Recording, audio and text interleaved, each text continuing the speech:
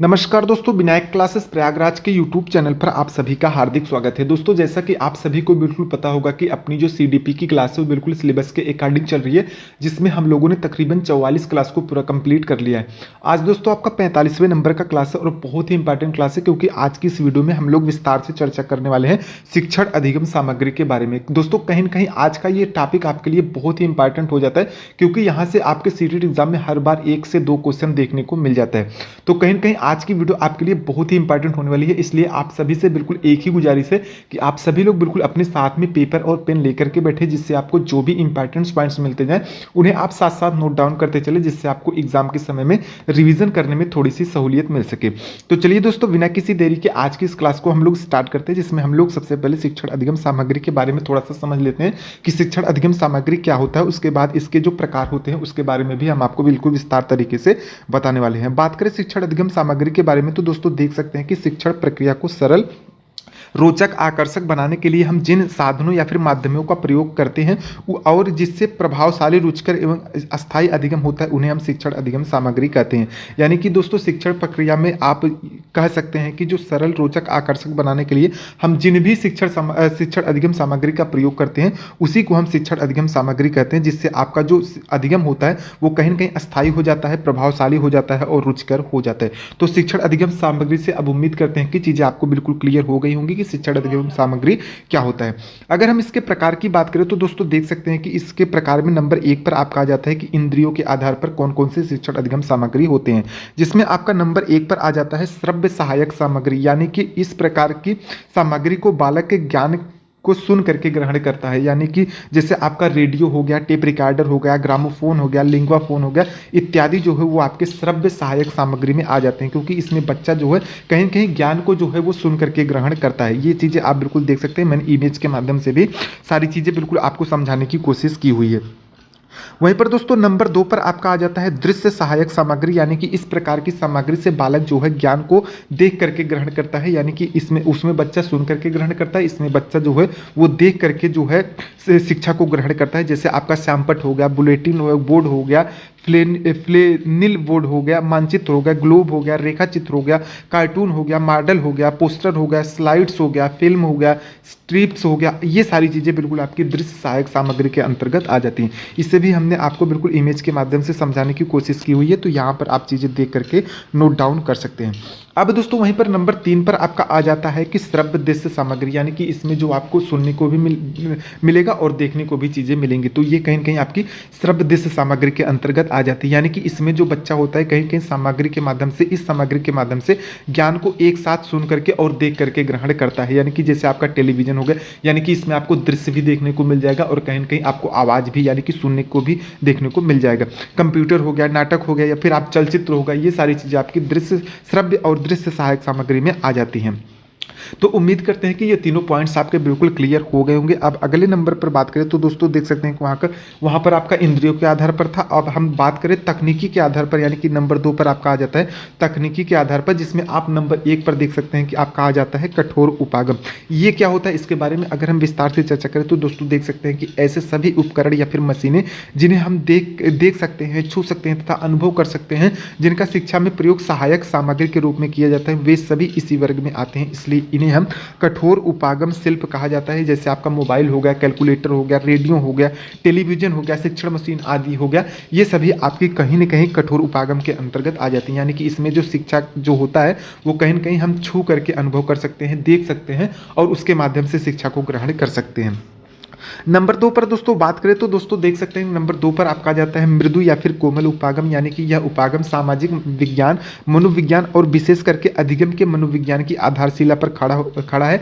तकनीकी एवं मशीनी उपकरण जैसे आपका मोबाइल हो गया, कैलकुलेटर हो गया, रेडियो हो गया, टेलीविजन हो गया, शिक्षण मशीन आदि जो होती है वो कठोर उपागम है। उनके माध्यम से प्रयोग में लाई जाने वाली शिक्षण सामग्री जो अनुक्रमित अनुदेशन सामग्री है, वो शिक्षण विधियाँ जो होती हैं वो युक्तियाँ आदि मृदुल अथवा सॉफ्टवेयर उपागम होती है। यानी कि उसके अंदर जो सॉफ्टवेयर होते हैं, जो उसके अंदर इंस्टॉल होते हैं, वो सारी चीज़ें आपकी मृदु या फिर कोमल उपागम हो जाती हैं। वहीं पर दोस्तों नंबर 3 पर बात करें तो दोस्तों देख सकते हैं नंबर 3 पर आपका आ जाता है प्रणाली उपागम, यानी कि ऐसी शैक्षिक तकनीकी जो कोमल व कठोर उपागमों में संतुलन या फिर कह सकते हैं कि समन्वय स्थापित करके दोनों के मध्य एक स्वाभाविक संबंध बना सके, उसे हम प्रणाली उपागम कहते हैं। यानी कि दोस्तों ये शिक्षा की एक ऐसी तकनीक होती है जिसमें हम कठोर व कोमल उपागमों में संतुलन व समन्वय स्थापित करके चीज़ों को सीखते हैं, तो ये आपकी जो है प्रणाली उपागम हो जाती है।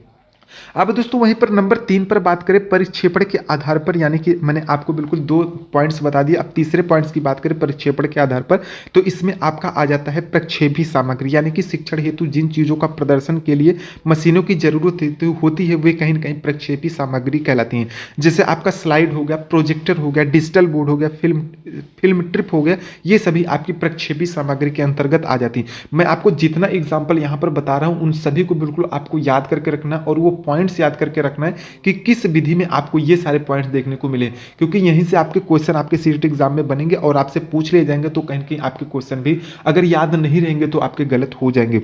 नंबर 2 पर दोस्तों बात करें तो देख सकते हैं कि नंबर 2 पर आपका आ जाता है अप्रक्षेपी सामग्री, यानी कि शिक्षण हेतु जिन चीजों के प्रदर्शन के लिए मशीनों की जरूरत नहीं होती है उन्हें हम अप्रक्षेपी सामग्री कहते हैं। जैसे आपका श्यामपट्ट हो गया, पाठ्य पुस्तक हो गया, चार्ट इत्यादि होगा, ये सभी चीजें आपकी अप्रक्षेपी सामग्री के अंतर्गत आ जाती है।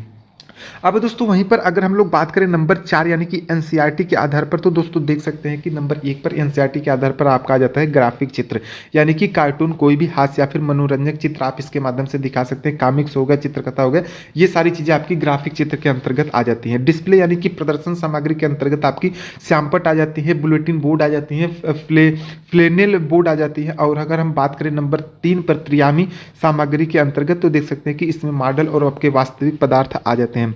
सर्व सामग्री में मैंने आपको बिल्कुल बता ही दिया है कि रेडियो, टेप रिकॉर्डर, ग्रामोफोन और लिंगवा फोन आ जाते हैं, जबकि प्रक्षेपी सामग्री में आपका स्लाइड, फिल्म और स्ट्रिप आ जाता है। ये आपका एनसीईआरटी के आधार पर ही ये सी चीजें आपको बिल्कुल याद करके रखनी है। प्रक्रिया सामग्री में आपका अभिनय आ जाता है, या फिर आप कह सकते हैं कि जो क्षेत्र भ्रमण करके आप चीजों को सीखते हैं भ्रमण विधि के माध्यम से, वो आपकी प्रक्रिया सामग्री के अंतर्गत आ जाती है। अब दोस्तों वहीं पर आपका एक बहुत ही महत्वपूर्ण पॉइंट बन जाता है CTET exam point of view से, यानी कि ब्रेन लिपि जो होता है। यहाँ से आपके हर बार आपके क्वेश्चन पूछ ले जाते हैं कि ब्रेन लिपि क्या होता है, इसके माध्यम से बच्चे कैसे सीखते हैं, तो उनके बारे में अगर हम विस्तार से चर्चा करें, यानी कि ब्रेन लिपि के बारे में हम विस्तार से चर्चा करें, तो दोस्तों देख सकते हैं कि ब्रेन लिपि एक तरह की ऐसी लिपि होती है जिसको विश्व भर के नेत्रहीनों को पढ़ने और लिखने में छू करके व्यवहार में लाया जाता है। यानी कि ये एक तरीके का उभरा हुआ बोर्ड होता है जिसे नेत्रहीन बच्चे जो होते हैं वो छू करके स्पर्श करके चीजों को सीखते हैं। इस पद्धति का जो आविष्कार वो 1821 में एक नेत्रहीन फ्रांसीसी जो लेखक थे लुई ब्रेल ने किया था। यह अलग अलग अक्षरों, संख्याओं और विराम चिन्हों को दर्शाते हैं। आधुनिक ब्रेल लिपि को 8 बिंदुओं के सेल में विकसित कर दिया गया है, जिसमें अब 64 की जगह 256 अक्षर, संख्या और विराम चिन्ह होते हैं। यानी कि दोस्तों यहाँ पर 256 अक्षर आपको देखने को मिल जाते हैं, 8 बिंदुओं पर ये आधारित होता है। तो ये सारी चीजें बिल्कुल आपको ब्रेल लिपि के माध्यम से याद करके रखनी है। यानी कि ये नेत्रहीनों के लिए बिल्कुल होता है, और इसके जो आविष्कारक थे वो कहीं न कहीं फ्रांसीसी जो लेखक थे लुई ब्रेल साहब वो थे, और इसका जो आविष्कार इन्होंने किया था वो 1821 ईस्वी में किया था। तो ये चीजें बिल्कुल आप याद करके रख सकते हैं। यहाँ से आपके एक क्वेश्चन आपके सीटेट एग्जाम में ब्रेल लिपि से पूछ लिए जाते हैं। उम्मीद करते हैं कि आप चीजें नोट डाउन कर लिए होंगे। अगर आप नोट डाउन न किए हो तो आप इसका स्क्रीनशॉट लेकर के अपने गैलरी में सेव कर सकते हैं, जिससे आपको एग्जाम के समय में रिवीजन करने में सहूलियत मिल जाएगी। अब दोस्तों वहीं पर कभी कभी आपसे क्वेश्चन पूछ लिया जाता है निदानात्मक और उपचारात्मक शिक्षण को लेकर के, तो इसके बारे में अगर हम विस्तार से चर्चा करें तो आपको सबसे पहले नंबर 1 पर बता दूं निदानात्मक शिक्षण क्या होता है। यानी कि निदानात्मक शिक्षण का अर्थ होता है बालक की अधिगम संबंधी कठिनाइयों को पहचानना, अर्थात इसमें बालक की असफलता, कमियों, कठिनाइयों का पता लगाया जाता है। यानी कि इसमें बच्चों का कहीं न कहीं निदान किया जाता है कि बच्चे के अंदर क्या समस्या आपको देखने को मिल रही है। यानी कि उसकी जो अधिगम संबंधी कठिनाइयां हैं उसको इसके माध्यम से बिल्कुल पहचाना जाता है, और उसकी असफलता, कमियों, कठिनाइयों का पता लगाया जाता है और उसे दूर किया जाता है। उसे दूर कैसे किया जाएगा, वो आपका उपचारात्मक शिक्षण के अंतर्गत आ जाता है। यानी कि बालक की अधिगम सामग्री, कठिनाइयों को पहचानने के बाद उसको दूर करना ही उपचारात्मक शिक्षण कहलाता है। ये चीजें बिल्कुल आपको याद करके रख लेनी है। तो दोस्तों देख सकते हैं कि यहाँ पर मैंने आपको बिल्कुल बहुत ही अच्छे तरीके से शिक्षण अधिगम सामग्री के बारे में विस्तार से बताने की कोशिश की। उम्मीद करते हैं कि चीजें आपको बहुत ही अच्छे से समझ में आ गई होंगी। अब दोस्तों कल की जो अपनी क्लास होने वाली है वो कहीं न कहीं कहीं बाल केंद्रित शिक्षा के बारे में होने वाली है। तो कल की जो वीडियो है वो भी आपके लिए बहुत ही इंपॉर्टेंट है, क्योंकि यहाँ से भी आपके एक क्वेश्चन आपके सीटेट एग्जाम में देखने को मिल जाते हैं। यहाँ पर दोस्तों आप देख सकते हैं कि मैंने पीपीटी को बहुत ही अच्छे तरीके से बिल्कुल डिजाइन कर लिया है, यानी कि चीजों को यहाँ पर लिख लिया है। कल आपकी जो शिक्षा का अधिकार अधिनियम यानी कि आरटीई है उसके बारे में भी क्लास होने वाली है। तो कहीं ना कहीं आपसे गुजारिश है कि आप सभी लोग बिल्कुल इस क्लास को मिस ना करें। उसके लिए आपको चैनल को सब्सक्राइब करना होगा, जिससे कि जब हम कल की वीडियो को अपलोड करें तो उसका कहीं ना कहीं आपको नोटिफिकेशन मिल जाए और उसी के माध्यम से आप अपने सीटेट एग्जाम की तैयारी को कर सके। उम्मीद करते हैं दोस्तों आज की वीडियो आपको बहुत ही अच्छी लगी होगी। वीडियो अच्छी लगी हो तो वीडियो को एक लाइक जरूर कर दे, वीडियो को ज्यादा से ज्यादा अपने उन दोस्तों के पास शेयर भी कर दे जो आपके साथ सीटेट एग्जाम की तैयारी कर रहे हैं। और अगर आप चैनल पर नए हैं तो चैनल को सब्सक्राइब भी कर ले, क्योंकि यहाँ पर ऐसी वीडियो आपको हर रोज देखने को मिलती रहेगी। दोस्तों पूरा वीडियो देखने के लिए आप सभी का बहुत बहुत धन्यवाद। मिलते हैं किसी नए वीडियो में किसी नए टॉपिक के साथ, तब तक के लिए नमस्कार।